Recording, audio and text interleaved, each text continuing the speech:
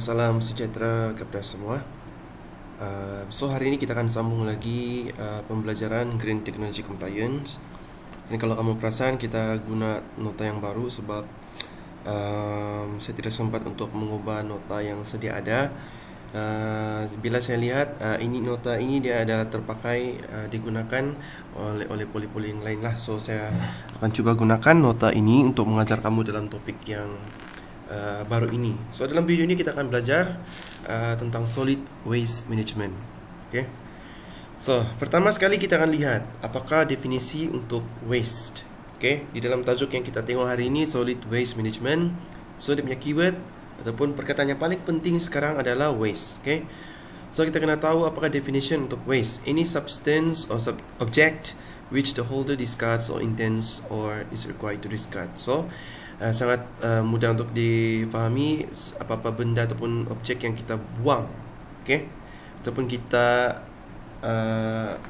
plan ataupun kita intend, memang tujuan kita adalah untuk buang benda tersebut. Itu adalah waste. Okay, so solid waste, any garbage or refuse, sludge from a wastewater treatment plant, water supply treatment plant or air pollution control facility and other discarded material resulting from industrial, commercial, mining and agricultural operations and from community activities. So solid waste ni beza dengan waste. Solid waste ni dia adalah apa-apa sampah ataupun bahan buangan, sisa kumbahan daripada wastewater treatment plant, itu kilang-kilang. Okay, water supply treatment plant itu kilang rawatan bekalan air, di kumbahan daripada kemudahan pusat pengawalan pencemaran udara, dan juga apa-apa bahan material yang hasil daripada industri komersial, pelompongan, pertanian dan juga aktiviti community. So itu kita kenali sebagai solid waste. Untuk solid waste management pula apa maksudnya? Okay, untuk solid waste management. Okay, waste management is the precise name for collection, transportation, disposal or recycling and monitoring of waste. Jadi ini adalah satu proses pengendalian solid waste lah. Okay, waste arises in many different forms and its characterization can be in many forms. Some common characters used in classification of waste includes the physical states, physical properties, reusable potential, biodegradable potential, source of pollution, and the degree of environmental impact. Jadi waste ini sebenarnya dia mempunyai ataupun dia dikategorikan di dalam pelbagai bentuk. Okay, dan juga diciri-cirikan dalam beberapa bentuk yang pelbagai lah. Okay, jadi antara ciri-ciri yang digunakan untuk mengklasifikasikan waste ni adalah termasuk ciri fizikal dia, okay, dan juga dia punya properties, dan juga dia punya reusable potential. Okay, dia punya potensi sama ada boleh digunakan semula ataupun digitar semula, dan juga potensi untuk terbiodegradasi. Okay, maksudnya boleh terurai secara natural. Okay. Dan juga dia juga dikategorikan ataupun dicirikan mengikut sumber penghasilan dan juga impact kepada persekitaran. Okay. So kalau kamu boleh lihat di dalam gambar ini, ini adalah contoh waste lah. So dalam gambar ini kita boleh lihat ada botol-botol, ada plastik, semuanya adalah waste lah, hasil daripada buangan daripada perubahan, daripada sampah-sampah daripada dari berbagai tempat lah. Okay, so kita lihat subtopik yang seterusnya, iaitu categories of waste. Okay, sebenarnya waste ini pun dikategorikan kepada beberapa kategori ya. Okay, jadi kategori waste ni, okay, dia diklasifikasikan mengikut 3 jenis yang utama berdasarkan kepada dia punya physical states. Okay, physical states tu adalah liquid, iaitu cair, solid, pepejal dan juga gaseous waste, itu berbentuk gas. Okay, although it is clear that several classifications exist in different countries, tetapi sebenarnya klasifikasi ini berbezalah mengikut beberapa negara yang lain lah. The most commonly used classification are illustrated. Okay. Physical state, solid waste, liquid waste, and gaseous waste. Okay, so ini adalah tiga jenis yang utama lah, kategori waste. Okay, source, iaitu sumber dia adalah kita daripada household domestic waste, iaitu daripada perumahan kita sendiri. Okay, selalu di kawasan housing ataupun di kawasan bandar terutamanya, sistem pembuangan sampah mereka tu itulah. Jadi para perumah ataupun orang yang tinggal dalam household tersebut, dia akan buang sampah dalam sistem pembuangan. Okay. Kemudian sumber daripada jenis-jenis jenis-jenis waste ini juga kita boleh dapat daripada kawasan industri, okay, kawasan pertanian, kawasan komersial. Demolition ni adalah bahagian letupan, okay, and construction waste, dan juga mining waste lah di kawasan perlombongan. Jadi apakah sebenarnya environmental impact? Okay, dia akan menyebabkan hazardous waste dan juga non-hazardous waste. Hazardous ni bermaksudnya memberikan ancaman lah kepada kesihatan kita. Okay, 2.1 municipal solid waste. Municipal solid waste, commonly known as trash or garbage. Solid waste ini, municipal bermaksud ni adalah kerajaan, okay, ataupun awam lah. So sampah berpejal yang dihasilkan ataupun sumber dia adalah daripada kawasan awam, okay. Consists of everyday items we use and then throw away. Sebagai contohnya produk packaging, okay, grass clippings, furniture, clothing. Semua jenis sampah ni adalah bahan-bahan yang daripada rumah kita lah, okay. Kita sebagai orang awam kan, so sampah-sampah yang kita buang ni, yang kita guna setiap hari ni, ini kita kenali sebagai municipal solid waste. Okay. Jadi kalau kita lihat dalam table 1 ini, solid waste generation in Malaysia, okay, mengikut tahun pada tahun 2005 sampai 2016. Kamu boleh lihat dia punya jumlah disposal percentage. Okay, berapa banyakkah municipal solid waste yang telah dispose maksudnya telah dihapuskan lah. Okay. Jadi kita boleh lihat kalau total solid waste generated, jumlah solid waste yang dihasilkan mengikut tahun. Di sini kita boleh lihat ada pertambahan sampah 38,000 tan menuju tahun 2016.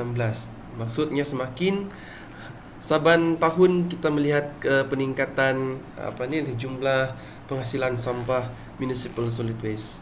Okay. And then waste disposed in landfill, sampah yang telah dihapuskan di kawasan perkumbahan pun kita boleh lihat ada peningkatan dari segi angka di sini daripada tahun 2005 sehingga 2016.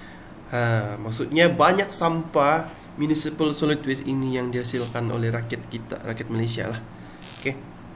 Disposal percentage, tetapi dari segi peratusan penghapusan sampah tersebut ada pengurangan lah. Okay. 95%, 91.3, 82.5%. Okay. Sumber daripada NIHAB 2016. Okay. Municipal waste management. So ini kamu boleh tengok dalam gambar raja ni, dalam figure 2 ini, municipal waste management lah. Boleh lihat di sini dalam gambar ini dari mana sumber sampah-sampah municipal ini. Okay.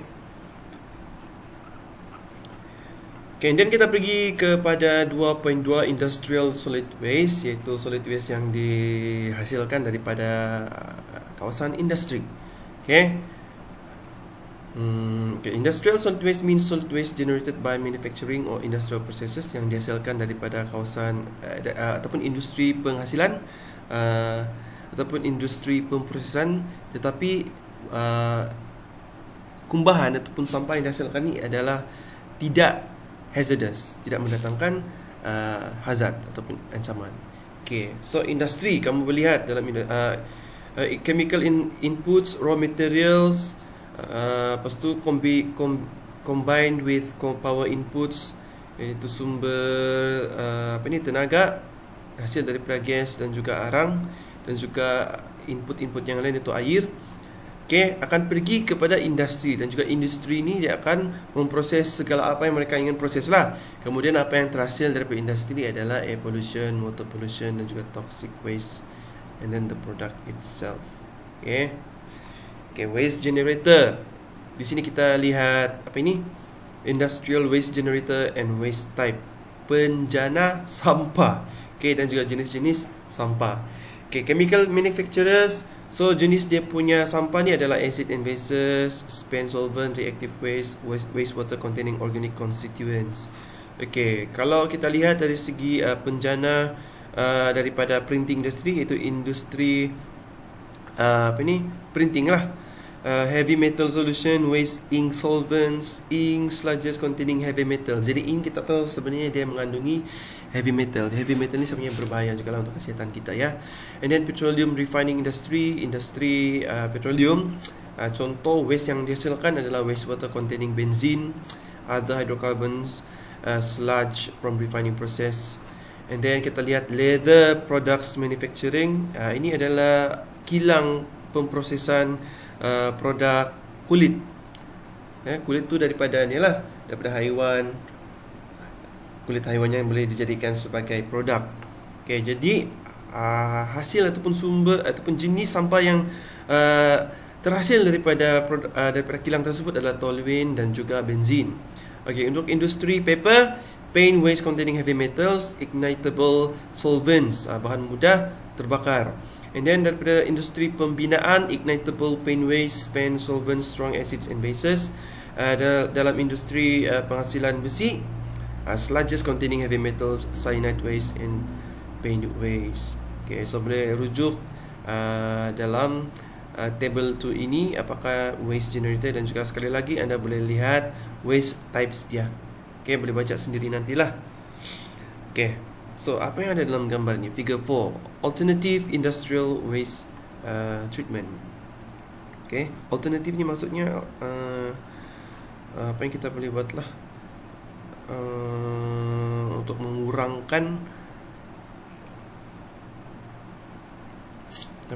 rawatan, untuk mengurangkan inilah penghasilan sampah.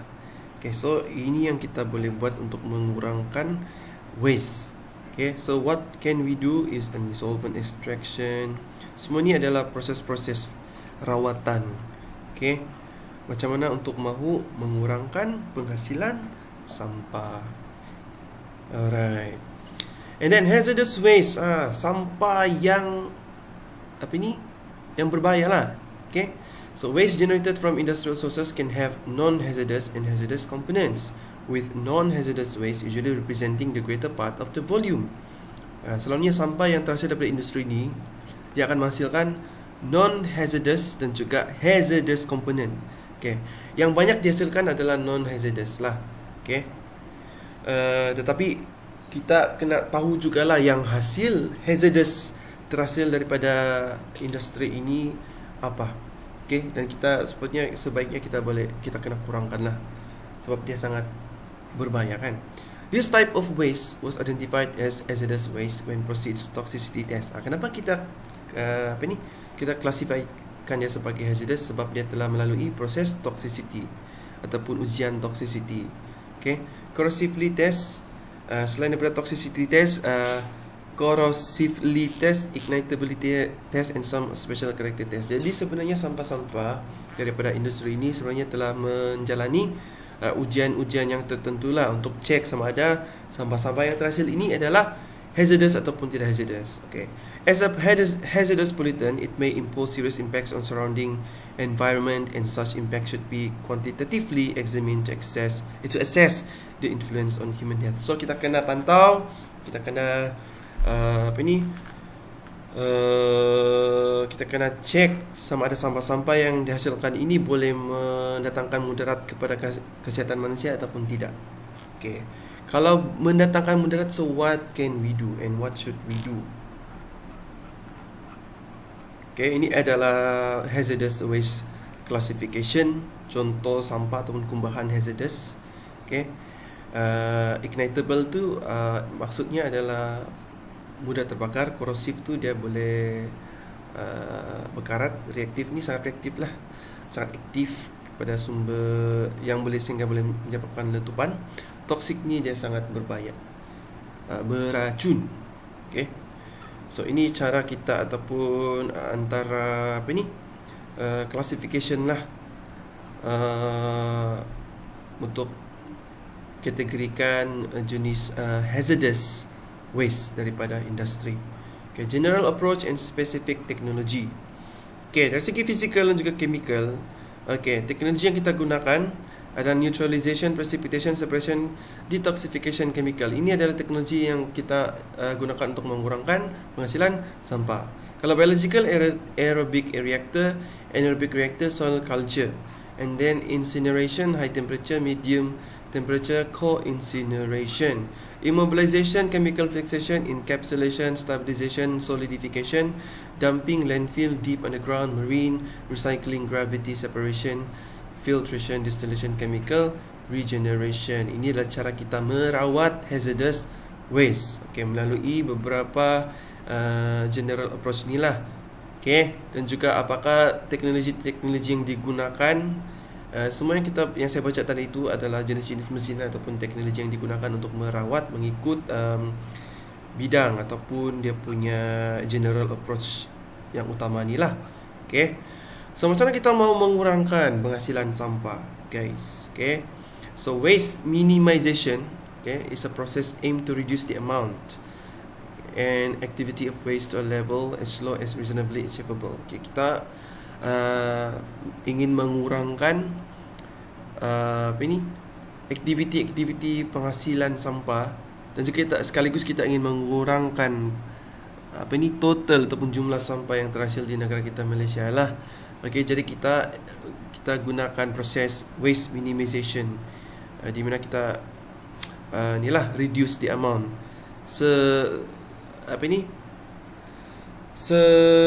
as reasonably achievable. Kita buat sebaik mana yang kita boleh. This process is now applied at all stages of nuclear processing, from power plant design through operation to the commissioning. It consists of reducing waste generation as well as recycling, reuse and treatment with due consideration for both primary waste from the original nuclear cycle and secondary waste generated by reprocessing and clean up operations. Jadi ini sebenarnya usaha untuk mahu mengurangkan waste ini sebenarnya telah diaplikasikan lah di dalam kita punya kehidupan di negara kita, dalam aspek yang pelbagai lah, sampai ke tahap nuclear processing. Okay, daripada nuclear processing sampailah ke power plant design. Jadi banyak cara ataupun kita boleh lihatlah usaha-usaha kerajaan ataupun manusia untuk mahu mengurangkan penghasilan sampah ini. Okay. Jadi kalau kita boleh lihat di dalam figure 7 ini adalah waste reduction strategy, iaitu strategi macam mana kita mengurangkan waste. Okay. So yang pertama adalah minimization ataupun prevention. Okay. Saya suka dengan perkataan prevention ini sebab mencegah lebih baik daripada mengubati. So first of all kita kena mengurangkan lah, ataupun kita mahu prevent. Okay, kita mahu langkah pencegahan itu paling penting sekali lah, paling penting lah. Okay, untuk mahu mengurangkan masalah yang lebih serius lagi. So yang pertama sekali kita kena lakukan inilah minimization and prevention. Okay, right pricing of waste disposal, promote efficient use of resources in production processes, promote 3Rs in businesses and homes. So apa yang kita boleh buat di dalam langkah pencegahan ataupun langkah pengurangan ini adalah kita boleh kenakan harga yang betul untuk pengurangan untuk penghapusan sampah ini. Okay, and then kita boleh promote penggunaan sumber dalam proses penghasilan yang betul, dan juga kita boleh promote 3R di dalam dalam urus niaga dan juga di dalam kita punya kehidupan seharian lah di rumah kita. Okay, apa 3R itu? Reuse, reduce dan juga recycle. And then langkah yang kedua tu adalah recycling. Maximize resource recovery from waste. Apa yang dimaksudkan dengan pernyataan ini? Recycling. Maksudnya kita guna pakailah. Kita recycle, kita kitar semula daripada bahan yang kita buang itu, kalau kita boleh guna, kalau kita boleh kitar semula, kita guna. Okay, and then enhance recycling infrastructure. Kita memperbaiki atau meningkatkan lagi kemudahan-kemudahan untuk kitar semula. Sebagai contohnya, banyak orang sekarang pungut tin kan. Jadi tin-tin tersebut tu boleh kita boleh pungut, lepas tu kita boleh jual, and then dapat duit kan. And then tin tersebut dia akan dikitar semula lah, dia digunakan, dileburkan, lepas tu dia akan menjalani proses yang sama lagi untuk menghasilkan tin yang baru ataupun menghasilkan objek ataupun produk yang lain lah. Okay, selain daripada tin, banyak lagi benda yang kita boleh kitar semula lah, seperti contohnya plastik, newspaper, okay, dan kaca dan macam-macam lagi lah. Okay, and then langkah yang ketiga adalah waste to energy volume reduction. Okay, maximize energy recovery, minimize ash and land use. Apa maksudnya ni? Maximize energy recovery. Kita mahu meningkatkan penyembuhan tenaga. Okay, maksudnya kita mengurangkan penggunaan tenaga yang tidak boleh diperbarui, dan juga kita mahu memperbanyakkan lagi penggunaan tenaga yang boleh diperbarui. Sebagai contohnya apa dia? Sebagai contohnya penggunaan solar energy, okay, menggunakan hydroelektrik. Jadi dengan memperbanyakkan penggunaan tenaga yang boleh diperbarui, kita boleh mengurangkan ash ataupun habuk ataupun penggunaan darat, land use. Jadi kurang darat digunakan ataupun kurang pembakaran, hasil pembakaran sampah. Jadi kita boleh mengurangkan inilah penghasilan sampah. Landfill. Landfill ni minimize waste to landfill. Okay. Kita mau mengurangkan penghasilan sampah yang dihantar ke landfill. Landfill ni sebenarnya ada satu kawasan yang besar di mana kawasan tersebut digunakan untuk dispose. Dispose ni adalah untuk menghapuskan sampah. Okay. Jadi sebenarnya landfill ni sebenarnya tidak bagus lah. Jadi kalau banyak landfill di tempat kita, bermaksud banyak sampah yang terhasil, menunjukkan banyak sampah yang terhasil daripada pelbagai industri lah. Dan juga antara keburukan landfill ini juga dia boleh menghasilkan bau yang tidak menyenangkan oleh kawasan-kawasan yang di sekitar tempat tersebut. Okay. Dan juga boleh mendatangkan bahaya kepada kesihatan kita, sebagai contohnya toksik ataupun pencemaran bau. Okay. Dan juga bahan-bahan yang dibuang ke landfill tersebut pun kita tidak tahu. Mungkin ada some of the materials, some of the waste are chemicals and toxic, and then bila dibakar, dia akan mendatangkan asap ataupun bahan kimia tersebut dia akan disebarkan ke tempat lain, iaitu kawasan yang berdekatan lah. So tidak bagus. Okay, and then maximize lifespan of landfill.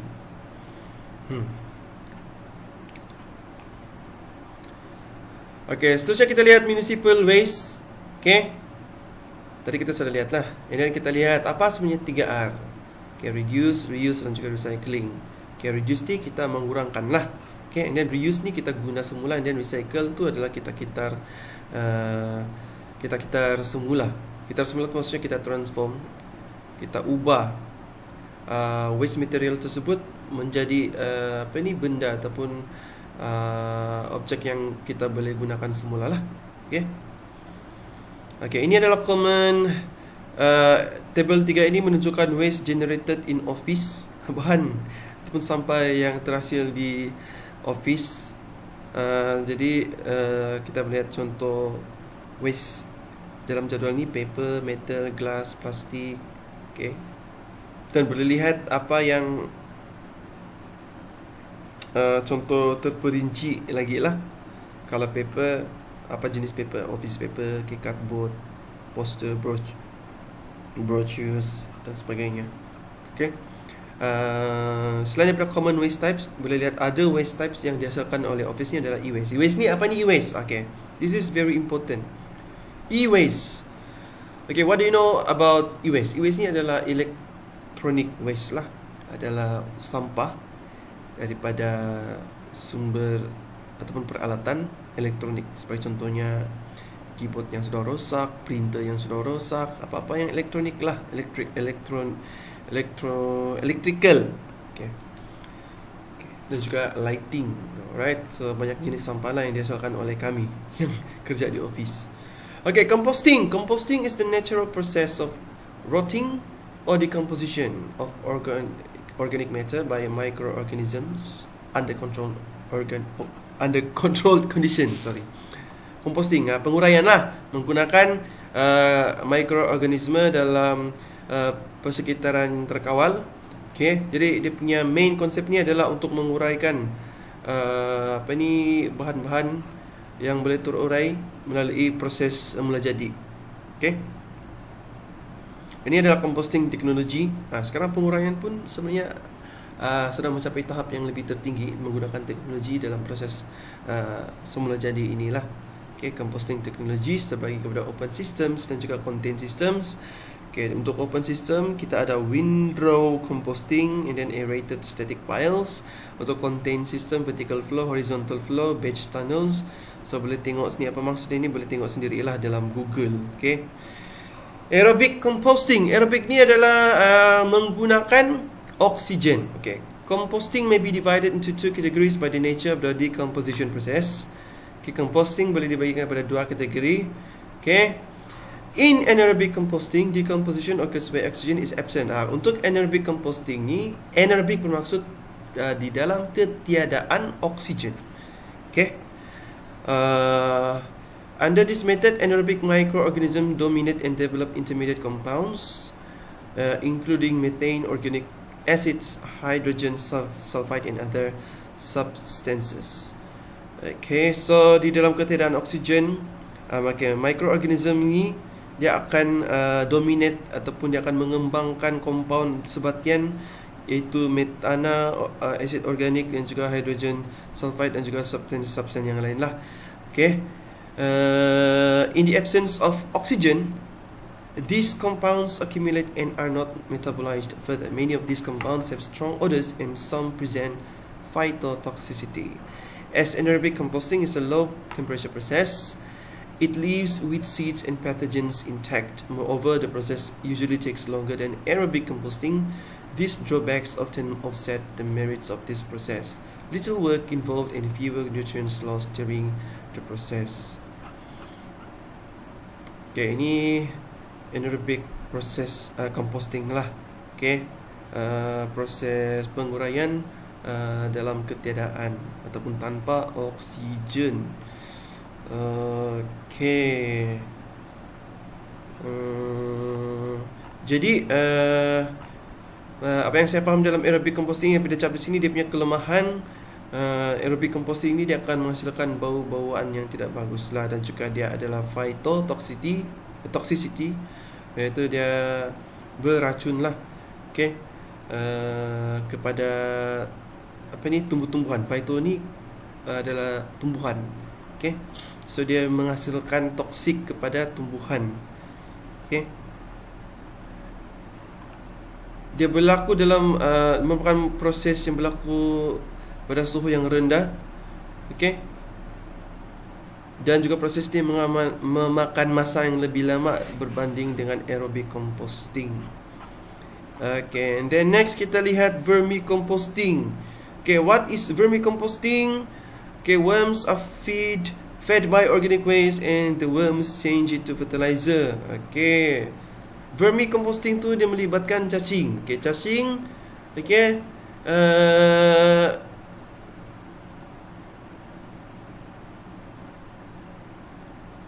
cacing dia akan makan organic waste dan juga cacing dia akan menukarkan dia kepada baja. Okay, ini dalam proses ini, by feeding the worms with organic material, some of the bacteria have useful role in the composition of organic waste. Jadi dia punya konsep ni, kita bagi makan cacing tersebut dengan organic material, Kemudian bakteria yang membantu, mempunyai peranan di dalam penguraian bahan-bahan organik lah.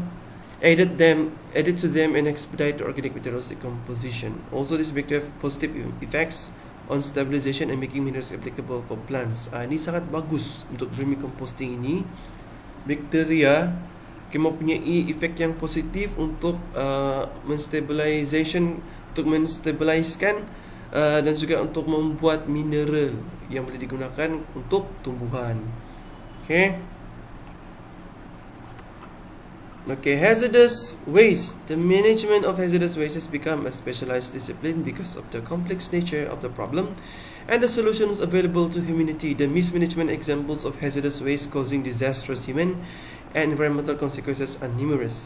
The management process is based on the definition and classification of the different waste and their toxic effects on human and taking in consideration the application of risk management to control human health and environmental impacts of hazardous waste. Jadi manajemen kita kena kendalikan hazardous waste ni dengan lebih baik lagi lah, sebab dia boleh mendatangkan sangat kesan-kesan yang buruk kepada kerajaan, kepada masyarakat, kepada kita sebagai manusia. Hazardous waste management therefore deals with minimizing harmful effects on humans and environment by applying special techniques of handling, storage, transportation, treatment and disposal of hazardous waste. So ada beberapa cara ataupun proses untuk mengendalikan hazardous waste inilah. Sebagai contohnya handling, storage, transportation, treatment. Jadi proses-proses ini harus dikendalikan dengan baik untuk mengendalikan hazardous waste. Produce less waste. Manipulate processes to eliminate or produce waste. Kita boleh memanipulasikan proses untuk menghapuskan atau mengurangkan sampah. And then proses yang kita boleh buat juga adalah recycle and reuse. Jadi kita buat dua benda ni, they convert to less hazardous or non-hazardous substances. Dia boleh mengurangkan, ataupun boleh mengubah kepada substan yang kurang hazardous dan juga non-hazardous. So ini adalah faktor-faktor ataupun aspek-aspek thermal, chemical, biological, physical, ocean, air assimilation. Put in perpetual storage. Kita simpan di dalam tempat yang kekal, sebagai contohnya landfill, underground injection, surface impoundment, salt formation, arid regions. So itu sajalah untuk topik ini. Ini adalah 2.4. So saya akan share dengan kamu nota ini, dan kalau kamu ada apa-apa soalan, kamu boleh ajukan soalan kepada saya secara WhatsApp ataupun boleh call lah. Alright. So that's all for this video. Thank you.